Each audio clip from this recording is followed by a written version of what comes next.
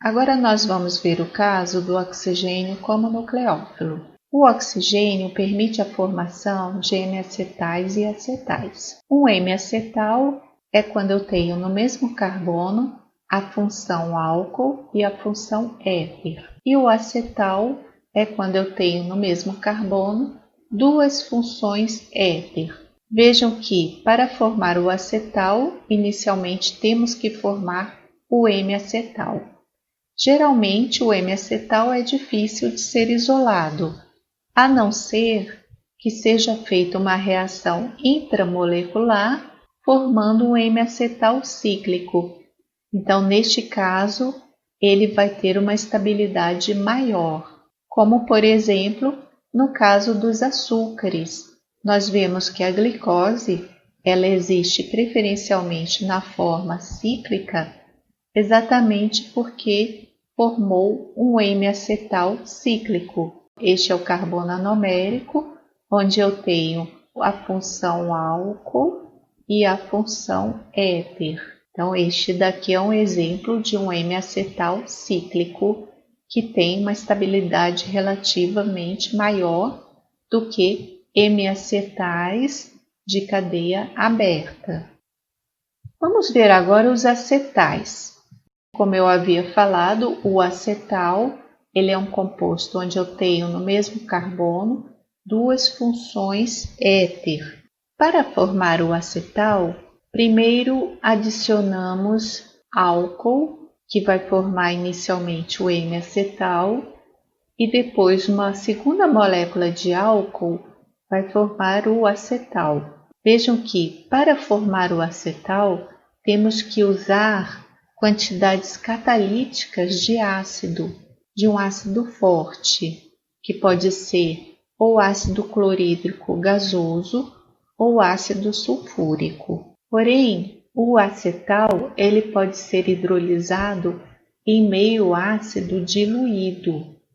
Então, nós vemos aqui que o acetal ele vai ser formado em meio ácido mais catalítico, ou seja, uma quantidade muito pequena de ácido, e para ele ser hidrolisado é necessário colocar uma quantidade alta de água, e aí nós podemos reverter e voltar ao composto carbonílico inicial. Com uma quantidade catalítica nós formamos o acetal, passando pelo M-acetal, e com uma quantidade grande de água e em meio ácido, nós voltamos ao composto carbonílico. Aqui nós temos um exemplo de um acetal que é a sacarose. Nós vemos que na sacarose, este carbono está ligado a uma função éter e aqui a outra função éter. Então aqui nós temos um acetal. Neste outro carbono é a mesma coisa, a função éter e aqui uma função éter. Nós temos, no caso da sacarose, dois acetais, aqui e aqui. Aqui nós vemos outro exemplo de um disacarídeo, que é a lactose. Na lactose, o que nós vemos? Este carbono tem um acetal, então aqui, ó, função éter e função éter. E neste carbono temos um M-acetal. Hidroxila, função álcool, e aqui função éter. Então vejam que a ligação glicosídica ela forma um acetal. Aqui outro exemplo de outro disacarídeo, que também continua na mesma tendência. Ligação glicosídica é um acetal, e aqui é o M-acetal. E na celulose, nos polissacarídeos, temos a mesma coisa.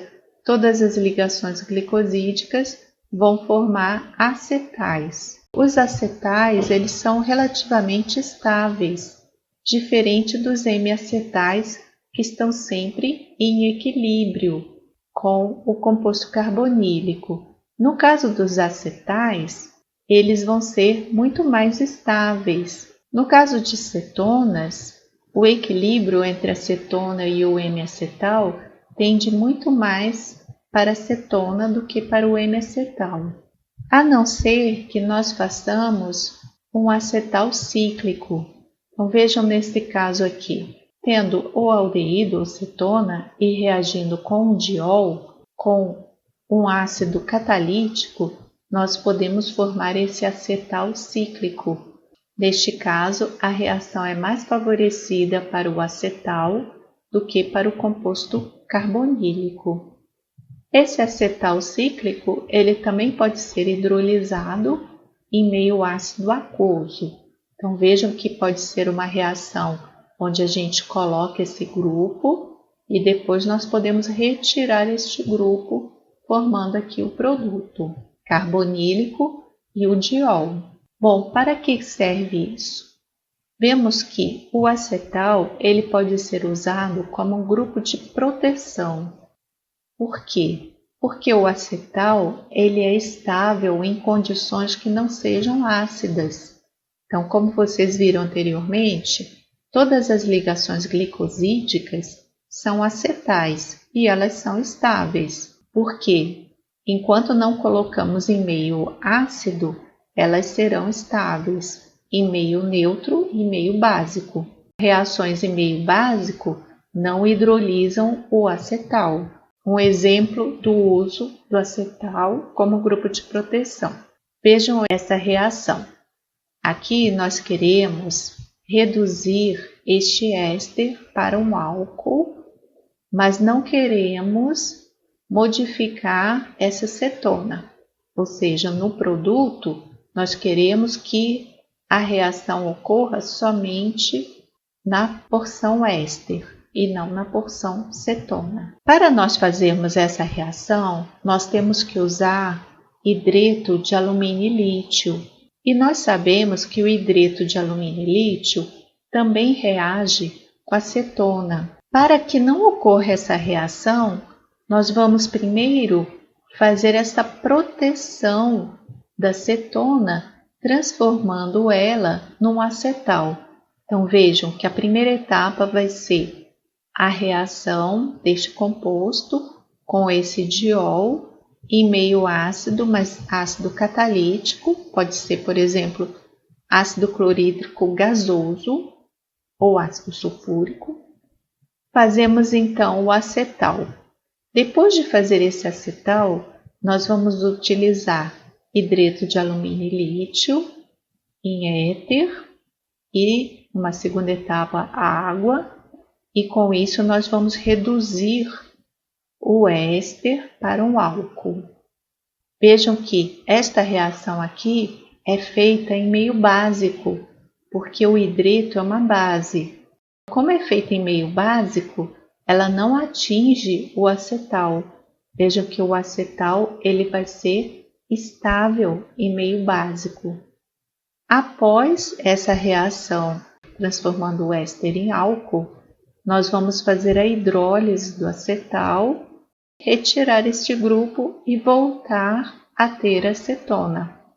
Então, esta é uma forma da gente utilizar o acetal como um grupo de proteção, colocando o acetal, fazendo uma reação em meio básico, que pode ser a redução, poderia ser a reação com reagente de Grignard, que também é meio básico, e depois é que a gente retira esse grupo de proteção usando um meio ácido aquoso para obter o produto. É interessante observar que quando nós temos o acetal e nós fazemos a hidrólise do acetal, nós devemos reparar que o carbono aonde estão ligados os dois oxigênios é o carbono onde havia a ligação dupla, ou seja, carbonila. Então, na hora que ocorre a hidrólise, é neste carbono que nós temos a carbonila. Os outros carbonos, aonde tem os diferentes oxigênios ligados, é que vão ser do álcool, no caso aqui um diol. Então vejam que nessa situação a gente vai ter um composto aonde com a hidrólise este é o carbono carbonílico e estes vão ser os carbonos dos álcools.